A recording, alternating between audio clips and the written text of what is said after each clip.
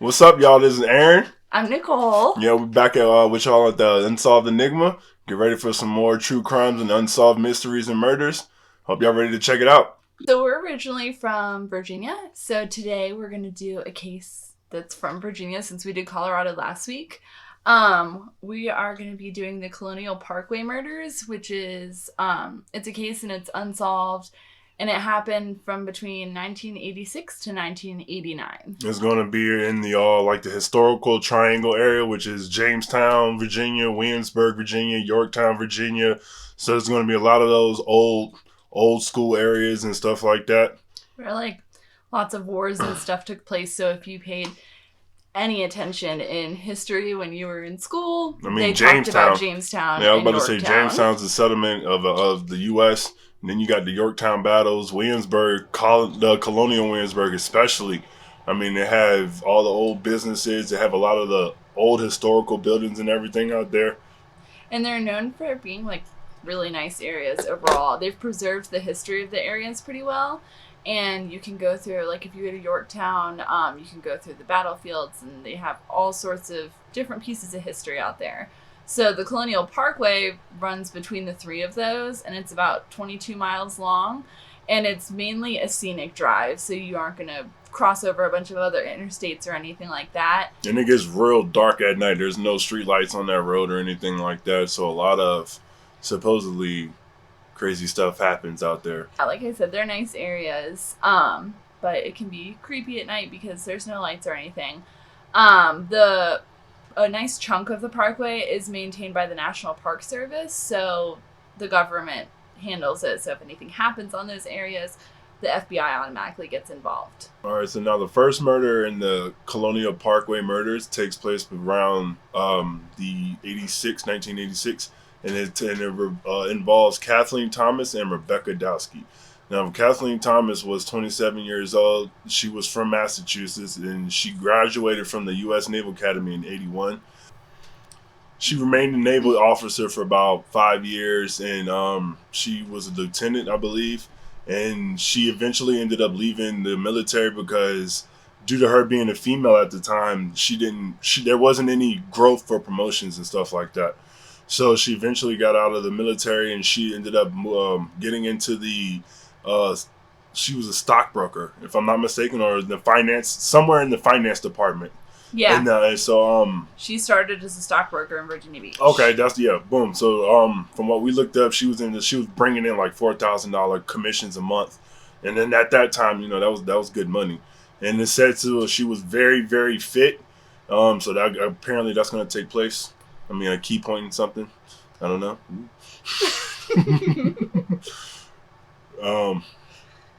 And then there was slow you roll. I forgot to mention she got a master's degree at ODU. Yeah. She's a graduate from ODU, so yeah, you had to shout that out. So, she started dating a girl named Rebecca Dowski, who was 21, and she is from New York. She was said they're both of us from up there. Yeah, she was said to be really worldly, and spent 2 years. Where was Rebecca from? Poughkeepsie or something? Poughkeepsie, okay, yeah. That's what it was. I knew it was something with it. She spent 2 years in France when her dad got a job with IBM over there. So once she IBM, that's big money. When she returned to the States, she started off at, I want to say, Dickinson College in Pennsylvania, and then ended up transferring down to William and Mary in Williamsburg, which is a really good school. I'm pretty sure everybody has heard of it anyways because it's a really good school, but it's a really good school. And she wanted to take advantage of their computing program. So she was going into the business field too, just like Kathleen was. All right. So somewhere in the fall of 86, Rebecca was living in Williamsburg, and apparently when she wasn't in school, she was trying to tutor. She was going to tutor different tutors so she could better her education, so she can get further ahead and get that cheese. You know what I mean? She was introduced to Kathleen. They were introduced to each other by a mutual friend. And I believe their mutual friend It was... was Kathleen's ex. So they were introduced through Kathleen's ex, which was kind of uncomfortable at first. And Oh, yeah, I'm sure it ruffled some feathers. yeah. But everything ended up like leveling out and everybody was cool.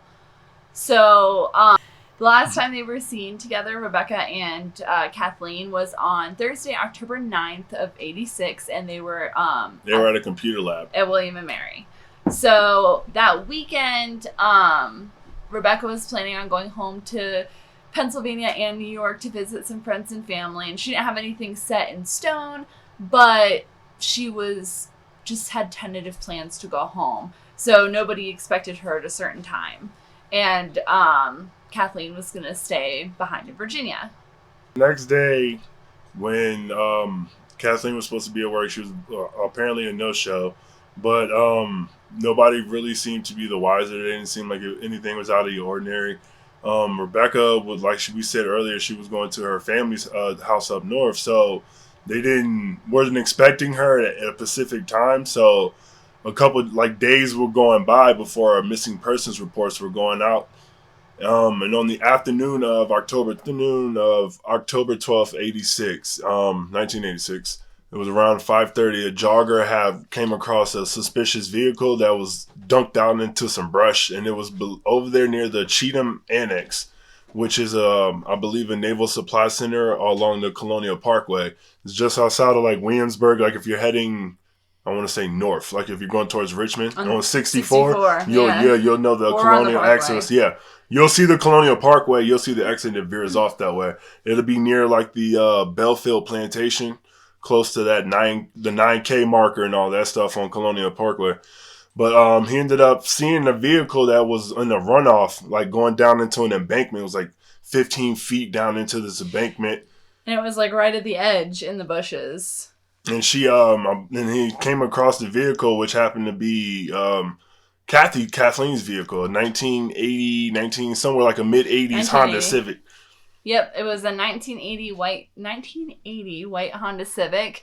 Nice tuner car, by the way. I had a Honda Civic for my first car, and it was white. So the car had been pushed out of view, so it looked like it had gone off the side of the road and pushed into some bushes, and right behind the bushes is 15 feet down into the water. So how did he see the car? Were right at the edge of the bushes. So I guess... Was he? Okay, he must have been jogging. I thought he was jogging on Colonial Parkway. It was right off of Colonial Parkway. Okay, I got you. But it's Colonial Parkway, some bushes, drop off down to the water. I got you. So he could have been jogging down and looked down an embankment. Well, it didn't go down the embankment. It was right at the edge. So it was still at the top. Okay. So he could see it, I guess, just going down the... going down the road. I got you. Yeah.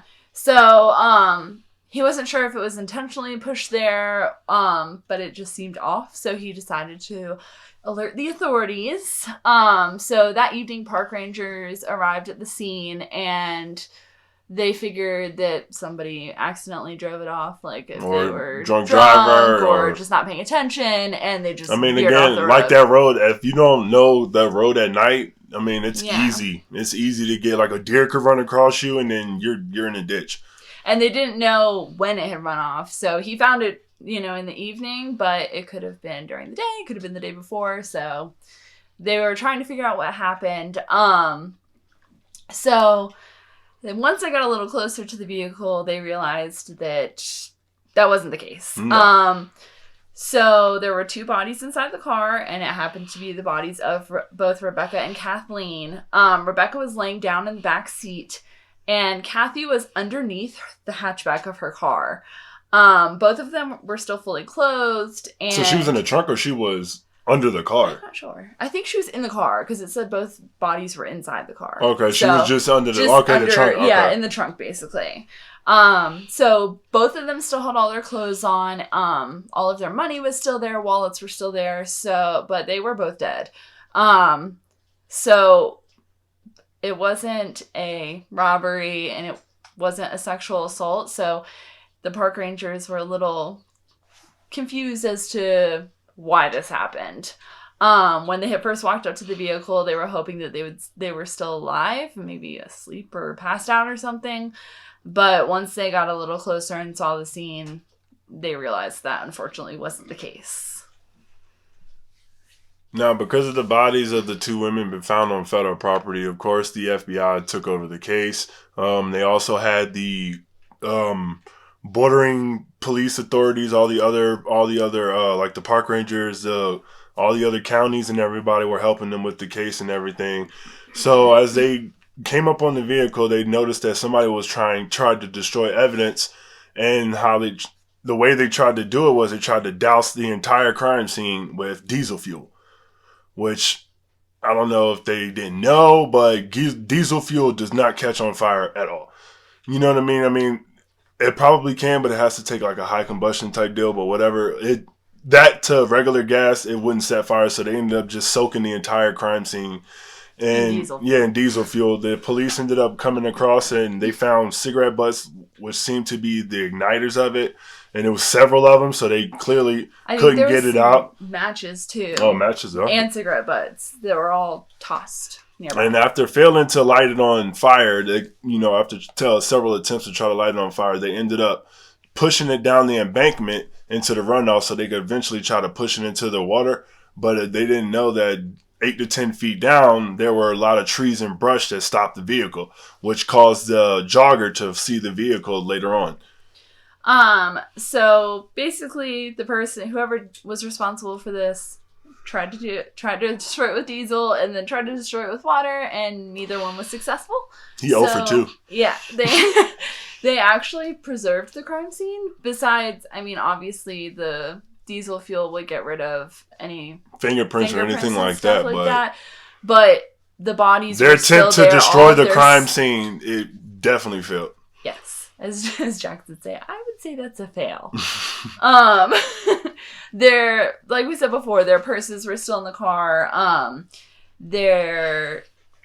Kathleen's wallet had been taken out of her purse, and was, I believe, on the floor. And basically it looked like she had taken out her wallet like to show her ID to somebody, maybe.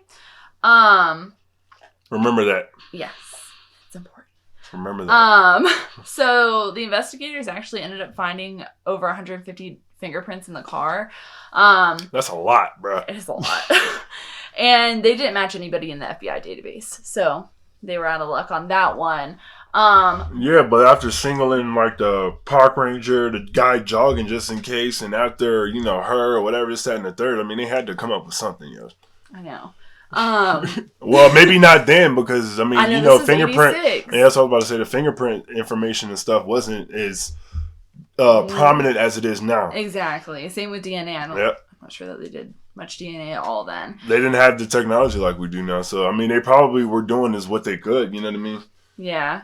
What surprised the park rangers the most and the FBI and everybody out of the crime scene was that there was basically no blood in the car. And the women were pretty brutally murdered. Kathleen had cuts on her hands. It looks like she had defensive wounds.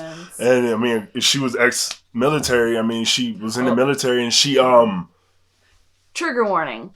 This is a little graphic that we're going to be talking about. So if you're squeamish or if you don't want to hear details of a crime scene or anything like that, I would either skip past this part or exit the video. Our feelings won't be hurt, because it can get pretty graphic on this part when we talk about the details of the crime. Okay. All right. So they back to what we were saying. They found nylon ropes in the car and all that stuff. The women were brutal. I mean, they were brutally murdered. They were cut up. I believe one of them was cut from ear to ear to the point where her head was almost severed off. Yeah, I think it was Kathleen. She was cut to where she was partially decapitated. And then back to she had the cuts on her hands. So I believe her being, ex-military, she tried to fight her assailant off of her. When she ended up having like deep cuts on her hands and stuff. And Rebecca, she was like they were both pretty heavily bruised all over. Like they had been brutalized or beat up while they were still alive. And then they had nylon rope burns on their necks and wrists.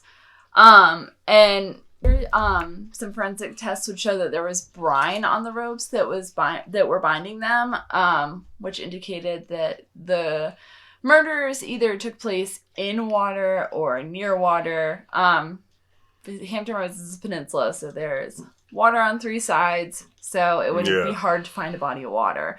And they were also thinking, okay, well, maybe he killed them in the water, and that eliminated a huge messy crime scene to be cleaned up, and also would kind of help he or she whoever it get away. whoever it was killed him and then staged him in the car? Yeah, they were not killed in the car because there was no blood in the vehicle. So they don't know where. There was never like a huge crime scene found or anything like that, but the brine made them think, okay, maybe it was in the water. Yeah, I got you. So in addition to all the bruises and the marks on them, the victims had apparent signs of strangulation as well as deep cuts into their throats. I believe the FBI special agent was Jack Wagner at that time of the Norfolk office.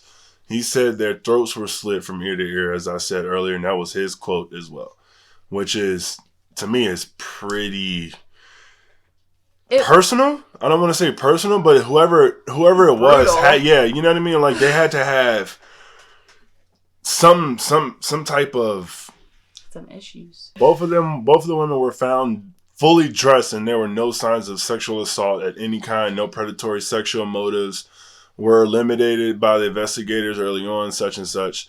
There was no sign of robbery, like as she said, that the money was still there. Everything was still there. The keys were still in the car. So if it had been a robbery, they could have taken the car, they could have taken all their money, but everything was still there. Just tossed the bodies out of the car. So it seemed a little, whoever did it had some type of motive to it, whether they knew them or not. You know what I mean? The other thing that they thought was really strange, the investigators thought was strange, was that both Kathleen and Rebecca were in really good shape, really fit, and there were very few signs of like self-defense. Like, Kathleen had the cuts on her hands, but overall there wasn't a lot of signs of a struggle between them and their assailant, and there was no signs of a struggle around the car, in the car, anything like that. So another thing that signaled to them, okay, this didn't happen here. This happened somewhere else. Given at some point they thought, because like we said earlier, that Kathleen and Rebecca met through Kathleen's ex-girlfriend. Yeah. So they went to her thinking that she may have been a potential suspect. So she ended up being exonerated, and the search kept going on for the killer. Setback after setback kept going on. One of the discrepancies was that Kathy didn't show up for work the next day. On top of the vehicle being found, on top of they were last seen. They were both last seen together at the computer lab the night before, and Rebecca was leaving the next day. So something must have happened from the time they left the computer lab until the car was found. I believe somebody must have watching them either by the computer lab or something like that, and then followed them, lured them, or somebody just happened to have been sitting on that road, potentially watching them for a car to go by. You know what I mean? Because it's secluded. So, I mean, I guess if you're psycho and you want to murder people, the Colonial Parkway would be the ideal place to do it. Don't do it, but it makes sense that they did it there. So, unfortunately, even to this day, they really have not found any answers for to that murder. This murder. I mean, double murder, excuse me. Yes, double murder. There's no clear motive. There's really no evidence, and it remains unsolved. And that's the first in, unfortunately, a string of murders along the Colonial Parkway. So hold on, I wonder,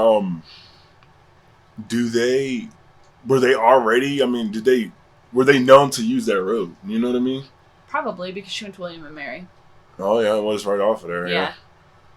So probably, and I mean, a lot of people that live in Hampton Roads use that. We've used it before. Yeah. So I'll use it a few times. It's a beautiful road. It's a beautiful trip.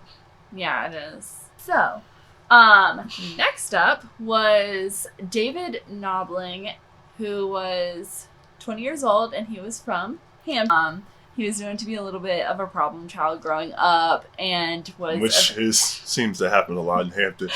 And was eventually sent to military school by his dad, and it seemed to straighten him out. So he left school, the military school, when he was 17. Yep. And he started working for his dad's landscaping business. And then about a year or two later, he started working in the water sanitation industry. And he finally started feeling like he was, making those adult steps, you know what I mean? You got the big good boy job, got the big good man job, you know what I mean? He started thinking he has a good head on his shoulders and stuff like that. And his girlfriend ended up getting pregnant. And so he was preparing to become a dad at that time too. So a lot of grown man stuff was going on for him. Mm. Exactly. And then his favorite thing to do in his spare time was to work on his black Ford Ranger. Everybody that knew him said that was like his baby before Fords. Baby coming. We have a Ford. I know, and it's broke down right now. That's my point. Thank God for GMC. He loved to work on his car, and that was like his baby. And that will be important soon. Now, Robin Edwards was the second victim in the second string of murders. She was a 14-year-old girl from Newport News, Virginia, growing up, and she was an 8th grader at Huntington Middle School. She seemed to have troubling issues going on, in and out of school. She was running away frequently, a few times, and then she ended up getting in trouble by the judge, and the judge ordered her to undergo psychiatric therapy. And I believe this seemed to start working for her. She started to turn around a little bit. She got diagnosed with depression, so she got therapy and medication for it. So it seemed to just help kind of steer her on the right track. Ended up crossing paths. Robin is actually on a date with one of David's family members, and he came to pick up his cousin, who she was on a date with, and his brother and her. So they ended up going to an arcade, and everybody was hanging out. And they were supposed to go see this is how old this is. They were supposed to go see Dragnet when it came out. You know what I mean? So yeah, that's how old this. This is so old that I don't know what that movie is. This is a couple years before I was born. I mean, I was born in '90. This is still 4 years before I was born. But I remember Dragnet. I don't think I've even heard of it. Also, I'll tell you about it later. So it was sold out though. So they went to an arcade, and David and Robin ended up hitting it off. Which David was 20 and Robin is 14. I don't care what year it is, yo. That's gross. Straight up. That's gross. Her friends and family said that she acted and looked older than she was, but still, don't matter. Does not matter. And I'm pretty sure his cousin was mad. Also, I'm pretty sure his cousin was younger. Yeah, so he would have known, like, all right, she's obviously younger too. Didn't he have a kid on the way too? Yes. See, all this whole story just screams messed up, yo. But not judging victims. Yeah, I don't judge. No judging. Victims. Yeah, not judging nobody. But please, if you were in your 20s, do not date a teenager. After they hung out for a couple hours, she got dropped off at home, and then she waited until she got dropped off with intentions of leaving back out. Yes, she waited till everybody in her family went to bed, and her mom saw her last around 11:30 that night. When her dad got up in the morning, he saw that the front door was wide open at 5:30 in the morning, and I'm pissed. I got 4 kids, woo! Bro. And she was listening from her bedroom. So her sister had said that she seemed anxious for to go to bed. That way, I guess she could sneak out and go out with David. And I was a teenager once. Trust me, when I was anxious to go to bed, I had a motive. I'm not gonna lie.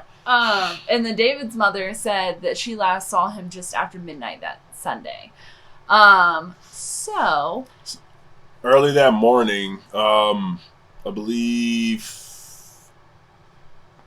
it was a Monday. I think it was Monday morning, September 21st, 1987. Roughly about 24 hours after David and Robin were last seen, his vehicle, the Ford Ranger, was found on the south side of the James River Bridge near Smithfield. So it was approximately, where they found the vehicle, it was approximately around 22 miles away from the nearest entry point of the Colonial Park. It was supposedly like a popular area for people to go, for Lovers couples Lane, to go. you know what I mean? It was like a little hookup spot. And the circumstances on how they found the truck were crazy. Yeah, both doors were wide open. The engine was on auxiliary with the radio still on. And he had hotwired his car so that he could listen to his radio without putting the keys in. Yeah. So that it wouldn't have been left on for that reason if he had left it on. Their clothes were set in the seats neatly. You know what I mean? So if Like they laid out. if they were like hooking up somewhere, you know what I mean? All that stuff would have just been thrown off. And I mean, I thought they might have been going skinny dipping. You know what I mean? But I mean, even in mid-September, that water is still a little chilly at night. You know what I mean? Just a bit. You're right off the Atlantic. You know what I mean? Because the James River goes right into the Chesapeake Bay, which is connected to the Atlantic Ocean. And that water is cold. Yeah, it gets cold. Both of their shoes were in the car, too. And their families both thought that the scene was staged and just didn't look how it would if it was like a frenzied makeout or if they were running to skinny dip. They probably aren't taking the time to lay out each individual piece of clothing. They weren't sure on how long the vehicle had been abandoned there, and they thought maybe it was there for almost a day. I don't know if I think it was there for almost a day because the keys were in the ignition and the engine was running, and I find it hard to believe nobody walked past and tried to take the car. The engine was still running too? Yeah. Oh, wow. This is, I mean, if still it was Hampton Roads. Yeah, I don't care what year it is. So they don't know how long it was there. Okay. But I don't think there's any way it would have stayed doors open, keys in the ignition for 24 hours in Hampton Roads. No, but it was said to believe that he knew the area really well. That's why he took her to the area. That's true. You know what I mean? So if he had a little secluded pull-off area to where they couldn't see the car, you know what I mean? But if an officer happened to be driving by, he see the lights on. That's true. You know what I mean? He would see it because the car's not supposed to be there. That's true. But if a regular car is driving by, they just be like, "Oh, Joe Schmo is," you know what I mean? He's hooking up. So, Bonnie Edwards, the mother of Robin, she was, of course, in communications with the police and the law enforcement since that Sunday. Upon the discovery of the abandoned truck that David owned, she filed a missing persons report for her daughter that following Monday. Started searching throughout the area over the next couple days, and it was focused around an area called Ragged Island Game Preserve. And they hadn't found them yet. And they were starting. I've never heard of that place. Me neither. They were starting to get really worried and thinking that it may not have a positive outcome at this point because they hadn't turned up yet. The way the vehicle was found with all their belongings and everything, and then, his wallet and all that stuff, was that still in there? Yes. Yeah, see? All that stuff Same was thing, still in robbery there. Wasn't a motive. Yeah, robbery was already excluded out, so I'm curious to the motive. Is it personal? Is somebody just crazy out there again? Could it be tied to the first one? They'd have to be crazy because if these people's paths didn't intersect, it's not likely that the same murderer was familiar with a 14-year-old, a 20-year-old, and then another couple too. Mm-hmm. I mean, it can happen, but the odds are not. On the morning of September 23rd, 1987, again, a jogger came across a body. These poor active people are just trying to get their exercise on, and they're finding I don't know how many joggers, but yeah, it's ironic. Same thing the last one. A jogger came across it, and it ended up being Robin's body, right alongside the James River. And then when the police arrived, they ended up seeing her like face down, washed up from the tide and stuff, and she was wearing just a blouse and unzipped pants with her shoes were missing because they were all still in the truck. Once they found Robin's body, David's dad moved the search party to the area where they found Robin's body. Oh, it was David's dad? Yeah, he headed up the search party. Okay, I didn't know that. He moved the whole search party to that area, and they ended up finding David's body less than 100 feet away from Robin's body. And he was in the water, caught up in some plants, and he was just wearing his pants. So, since this was an area where the federal government would get involved, the no, that's not right. In this case, the Virginia State Police handled the investigation with cooperation from local agencies. The FBI and everybody, just because of that area right there. I mean, all of them got a hand in that area pretty much. And then I believe after that, the autopsy revealed that both of them were shot in the head. They didn't. I don't believe they disclosed what type of bullet or caliber it was.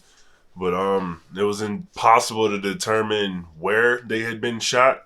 Because due to the water and all that, it ended up washing them up on the shore. So they could have been shot near where their car was and been found. You know what I mean? Through all the evidence and everything. Plus all the fish and everything eating them up. You know what I mean? Under the water and stuff. The crabs. And David was also shot in the shoulder. So Robin was just shot in the head once, execution style, and David was shot in the head and the shoulder. Oh, so okay, I bet you he probably tried to run. That's what they were thinking, is that maybe Robin got shot first, and then he tried to take off. The guy or girl shot him in the shoulder, took him down, and then shot him execution style, like they shot. Or they shot him. Or they shot him. Yeah, no, I guess so. So investigators believed that the couple was in the truck and were surprised by an armed person that got them out of the truck and forced them to walk down towards the water. And they think, like we said, that Robin was shot first and David tried to take off and ended up being shot too. Robin's wallet and money were missing, but they could have been washed away from when she was in the water. But she had it on her. But exactly. was his stuff in the car? Like his wallet, David's? Yes. Yeah. But it could just be that she had her wallet on her. Yeah, or it could have just been she had more than what he had and they just snatched her wallet, you know what I mean? Exactly. So they couldn't eliminate robbery as a motive because her wallet was gone. Okay. By the end of 1987, the police established a task force and offered a $5,000 reward for any information leading to finding the killer. And this drew tons of media attention, and people quickly linked this case to the case with Kathy and Rebecca. They were less than 20 miles apart of each other, and there was a ton of similarities in the cases. Because of the water and there was no visible crime scene, they couldn't determine where the couple was killed, whether it was in the water or whether it was just somewhere completely different. But regardless, they never found an active crime scene. At least their families ended up, sad that they passed, but at least they got some type of closure, you know what I mean? Yeah. And it's still unsolved, just like the first one. They couldn't determine many details from the case because whoever did this knew what they were doing to an extent, because there was it's right up on the water. Yeah. They're using that to their advantage, whoever it is. Exactly. I guarantee you. All right. So our next case in the Colonial Parkway Murders. There you go. That one takes place in the CNU area. Two CNU students, one named Cassandra Haley, and everybody called her Sandy for short. And then 18-year-old, she was 18, and then 20-year-old Richard Cow. And he went by Keith because of his dad had the same name, but the middle names were different, so he just didn't want to mix up with everybody else. So I guess he picked her up. I guess they were going out on a little date or whatever, so he picked her up, told her that they were going to the movies. They'd be home by like 2 a.m. And so instead, I believe that they ended up going to a party. And they were going to some apartments near there, the Warwick Boulevard apartments. The Warwick Boulevard apartments. Which is, CNU is on Warwick Boulevard. It's a long... Take you towards the Colonial Parkway. This was in April, and a lot of times in Virginia and Hampton Roads, it's still pretty cold in the evenings in April. So it was in the mid-40s. He picked Sandy up and promised her parents that he'd have her home by 2 a.m., like he said. And they ended up going to the party. It didn't really seem like they were hitting it off or like clicking well, according to people at the party. So they were last seen at the party around 1:30 a.m., but nobody saw them leaving. Together. They just saw them. They said he was just like hanging around his friends at the party, and she was just mingling with like other guys and then her friends that she knew at the party. It didn't really seem like it was like love at first sight type stuff. You know what I mean? So they were last seen around 1:30 in the morning, and Sandy never came home, so her mom reported her missing. Several hours later, after her mom reported her missing, Keith's dad, I guess he was on his way to work, and he lives on the route, and he ended up spotting the Keith's red 1982 Toyota Celica. So he instantly knew it was his car. He recognized it was his son's car, so he pulled over just to check and make sure everything was all right. And when he looked into the car, nothing seemed to miss. And it was just Keith's watch, Sandy's purse, some empty beer cans. Nothing seemed out of the ordinary. So he just hopped back in his car and just continued on to work. He wanted to make sure he got there on time. He thought maybe that they had pulled over and gone on a walk. And he knew a walk. He knew that he was on a date, so he didn't think anything of it because it didn't look like a crime scene. And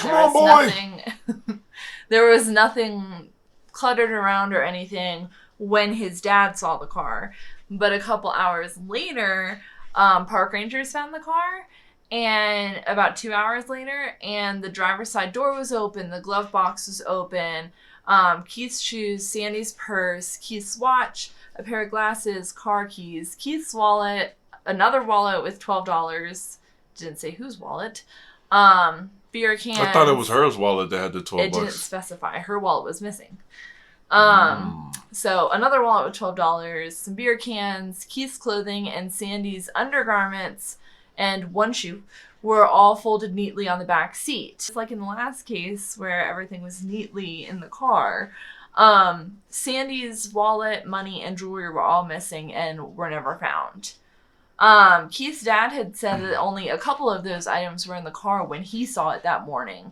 So the investigators believe maybe they were put inside after Keith's dad left? Yeah, sometime between when Keith's dad left and when the park rangers found it to maybe like stage the scene. Sketchy. So, of course, the case was handled by the FBI, and many fingerprints were found. The driver's seat was moved more forward than what it would have been if Keith was driving.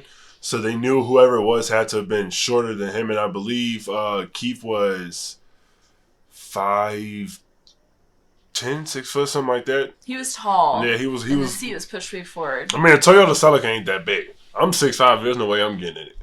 You know what I mean? So he couldn't have been that tall. You know what I mean? So whoever it was had to have been like real short. So they checked that out, and then after they ended up looking around the vehicle, and they ended up seeing that there were mud on all four tires all around the vehicle, but there was no area around the vehicle for where there could have been mud, and there were no like tracks or anything like that. So that was obviously looked like the vehicle was placed there. They did searches all along the Colonial Parkway with tracking dogs. The dogs got the scent from the items that were in the car. Okay. Yeah. And they were able to track the scent of Keith and Sandy over a prolonged distance. Sandy's scent went miles west from the crime scene towards Indian Field Creek along the side of a bridge, and then they lost the scent. And then Keith's scent also went west, but then circled back to the bottom of a 25-foot slope near the shoreline close to the vehicle. But they didn't find either of the kids. So they didn't find their bodies at that time. And it's believed that whatever happened to them happened between 1:30, which is the last time they were seen at that party, and around 4:15 a.m. on Sunday, because that's when tides changed and any evidence would have been washed away, just like with the previous case. So search over 3 miles of the shoreline and aerial searches, via helicopter. Nothing came up. Still unsuccessful. The two would have not have driven out there during the cold. Like we said, at that time of night, it gets cold. The humidity out there is high, so when that cold, it's like brick cold. And then that water, the water's going to be just as cold, if not even worse. You know what I mean? So there's no way they're going to be going skinny dipping or anything like that. Which is what park rangers originally suggested is, they went skinny dipping and got carried away by the current. I mean, I get it. You know what I mean? Oh, they're probably young college kids. They probably just dipped off to go, have fun and play around, da-da-da-da-da. But, I mean, with everything that was already going on, and you know what I mean? with all the other stuff, with all the other cases. I don't know. Yeah. They should have probably put more like 2 and 2 together. You know what I mean? Yeah, and it was said that the couple was kind of leery of the area, that it wasn't somewhere they would have gone to hang out at night. And also the fact that they weren't really hitting it off big time at the party doesn't sound like they would go off to like a lover's lane after the party. The family strongly disagreed with what the park ranger said about I would have too. skinny dipping. Straight out the gate. Straight out the gate. There's no way that they would have done that. The water was well below freezing at that time, and they wouldn't have done that. The thing that puzzled me, you a park ranger. Exactly. You a park ranger, bro. You know that. You know this. So park rangers potentially mishandled the crime scene and contaminated evidence inside the vehicle. From when they found it, they were going through it to try and find if they could, like, an identity. So was this before or after? This is after Keith's dad found the car. I guess when they found it, they went through the car trying to find identification to see who was in there. But in doing that, they added their fingerprints and stuff was moved around. Yeah, so. I got you. So nothing was in the car when Keith saw it, but And Keith's dad saw it. Okay. Yeah, there was a couple things, but not. no. all of Okay, that. I got you. Yeah. I got you. So when the park rangers got there, that's when everything was placed up. Okay, Yeah. I thought you said police came over. So it was somewhere in that window, Yeah, I that got 2-hour window. The car was there, but all that stuff wasn't there. That's Weird. just like the last ones, man. This is weird. Some sketchy shit. So their bodies were never found, unlike the first two where the bodies were found. So they're obviously presumed dead, but little to no evidence of anything to determine what happened. So next up for the fourth case is Daniel Lauer, who is 21 from Amelia County. He had gone to visit his brother in Virginia Beach on Labor Day weekend in 1989. Clinton is his brother. He lived in Virginia Beach with his then fiance, Anna Marie Phelps, who went by Anna. AKA. Daniel also, he said he decided he wanted to come live out there. You know, he wanted to change the scenery, something new. You know what I mean? Breath of fresh air. Daniel decided to go live with them for the time being. Ended up following week after the Labor Day weekend, Daniel planned on moving there then, and he was going to grab a few of his things from his family house in Amelia County. So September 4th, 1989, Daniel drove back to his parents' home with his friends and Anna because she wanted to visit her family out there. She hasn't seen them in a while. She figured she'd go ahead and take the chance. So Daniel drove back to his parents' house and ended up grabbing all his stuff. The stuff that he wanted to get. Anna started to spend time with her family for a short period of time, and then they met back up to each other and they began to head back down to Virginia Beach.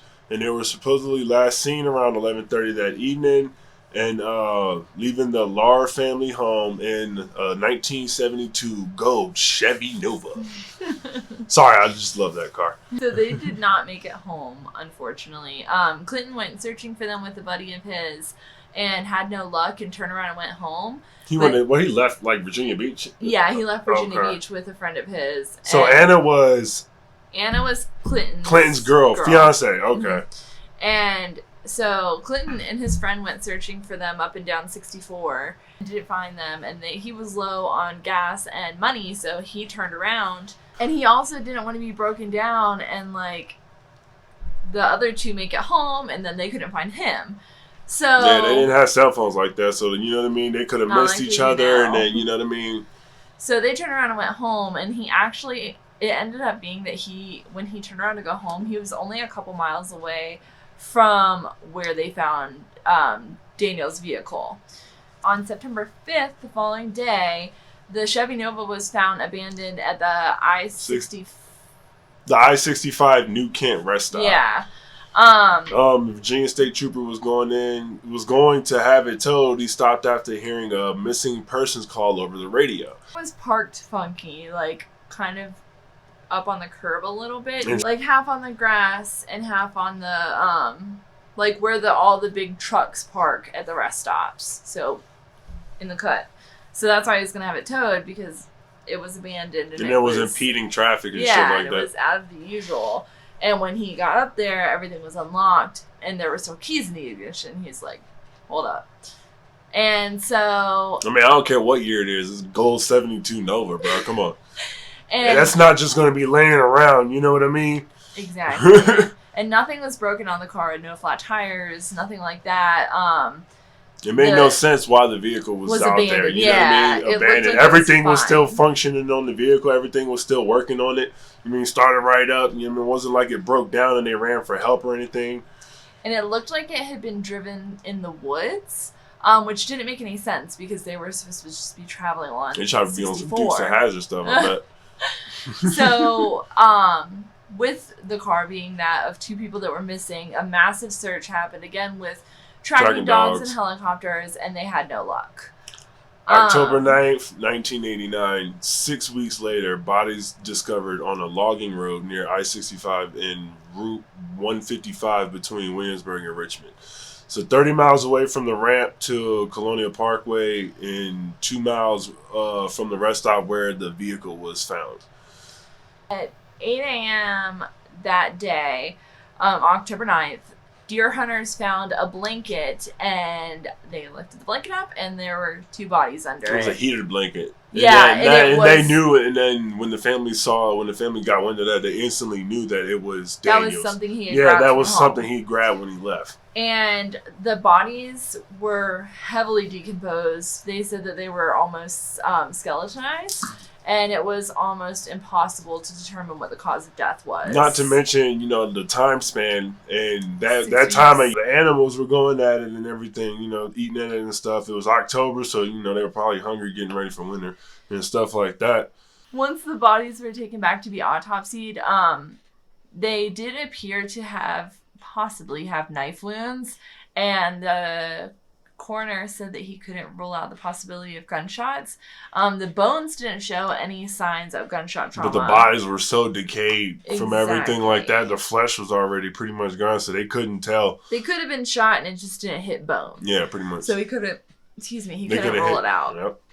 And so they ended up being so unrecognizable, they had to ID their remains through medical and dental records. Which I believe hers came back relatively quickly because she's from the area. But Daniel's, they had to reach out to like northern New York and stuff, which took a little bit longer for his information to come back. So she was ID'd right away, and then a couple weeks later, they positively ID'd him. Their deaths were listed as homicides. Of course. Her wallet was never found, and she was wearing Daniel's socks and shoes, which was pretty strange. And her social security card and mini birth certificate were found near the bodies.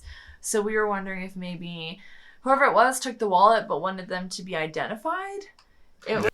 And Daniel's money was missing as well. So because both of them were missing their wallets and money, this robbery again couldn't be eliminated as robbery couldn't be eliminated as a motive. I mean, it could be tied to the other ones, but it still could have been a robbery as well. That could be whoever's doing it could be starting to get, desperate. So you're just starting to take the money and then, I don't know.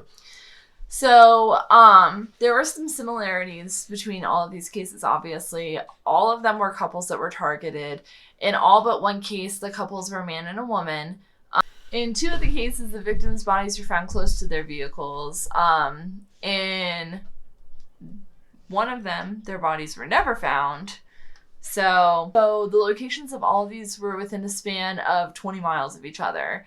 In all but one, they believed that the victims had been led away at gunpoint, maybe by someone that was posing as law enforcement. That night, if somebody, got fake light, or it could have been a police officer who had a grudge or a vendetta or some sort like that. And in the cases where the vehicles were found, the driver's side window was partially rolled down and their wallets were out. So they were maybe that whoever this was posed as law enforcement or was law enforcement because in that case, people would pull out their IDs and roll their windows down, and people would also follow directions of them. Yeah, if a cop or somebody posing as a cop tell you get out of the car, you're gonna get out of the car. Exactly, and not to mention they have the CIA base Yeah, Camp The Perry. Camp Perry. CIA is literally right around the corner from there. So, I mean, of course, that was some of the conspiracies that they thought might have happened. You know what I mean? They thought maybe it was somebody from the CIA taking people out. There was no evidence. Yeah, and nothing came about from that. So there was no signature of a single killer, though. So there was different methods for each one. One was killed by gunshot. One was killed by strangulation/knife. And then one, the bodies weren't found. And one, they were so decomposed it was difficult to find. But they what the all cause of were. death was. They all had some sort to do with. They were close to water, somewhere true. near the water, and which could just be a coincidence because it's the peninsula. But still. Yeah, but none of them showed. They could never find the murder scenes. Exactly. So I mean, me thinking like I'm thinking. I mean, it could have been somebody who was familiar with the water areas, park rangers. Yep. You know what I mean? Yeah, it could have been. I mean, I'm just saying. They could have been something like that. They're familiar with the area. They could kill them in the water. That way, all the evidence gets washed away. Exactly, and that's what was a theory that could have happened, is that the killings happened in the water and then the people were moved. They were never able to find the location of where the people were killed, so it looked like they were killed in one location and the bodies and vehicles were abandoned in another location. Staged. Exactly. And then they also, because there was no signature of one killer, they thought maybe either it was multiple people or that whoever this was just switching it up to try and keep investigators a step or two behind them. But there were studies on this done by the FBI, and it was a statistical impossibility for these 4 crimes to not be linked, just because of all the similarities and the location of all of the crimes. So they thought maybe it's multiple killers, and it would explain the lack of struggle and the different methods of murder. Because like with the first one, with Kathy and Rebecca being so active and so fit, it was just really weird that there was no signs of a struggle. So except for that cut on her hand. Exactly. Except for the cut on her hand. That was the only one. More. So that's why they thought, okay, maybe this is 2 people doing this together. But there was no evidence to show that. And unfortunately, they were unable to make any progress in any of these cases throughout the years. All of them are still it's the cold case still open to this day. So months and years later, after the known murder, September 1989, families and law enforcement expected the spree to continue, but maybe cold feet due to the national recognition. Stuff seemed to cease and desist. And it still remains unsolved to this day. I don't know how I feel about this. I mean, it's a lot of different variables, like they said, but I mean, like I said, I think it had to have been like a group of people. You know what I mean? Like 1 or 2 different people. They could have been trying out different things, different methods. Like just I'm not saying it was the CIA. I'm not saying it is the CIA. You know what I mean? It could have been somebody in the park rangers. Well, like as I was reading through it, I'm like, okay, this sounds related. And then I get a little bit further.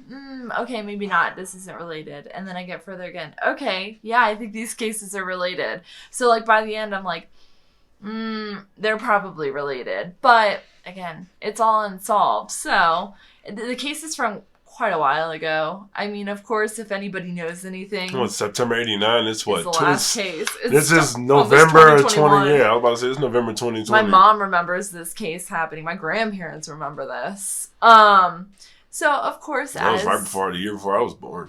That was 3 years before I was born. So, of course, with all of these cases, if you know anything or you've seen anything, then we'll leave some information about who to contact. But in the links below. But let us know what you think. Do you think it was a serial killer? Do you think it was the CIA? Or do you think could have been a park ranger, or it just could have been a coincidence? Yeah, could have been a few random. Could have been a few random ones. So let us know what you think, because we're a little divided on it. And then if you have any unsolved or missing person cases that you would like us to do, leave a comment below. Again, let us know. Like she said, and we upload on every Wednesday. Don't forget to like and subscribe our channel. I hope to see y'all again. Y'all check us out. Enjoy your night. We'll see you next week. Bye. Yer.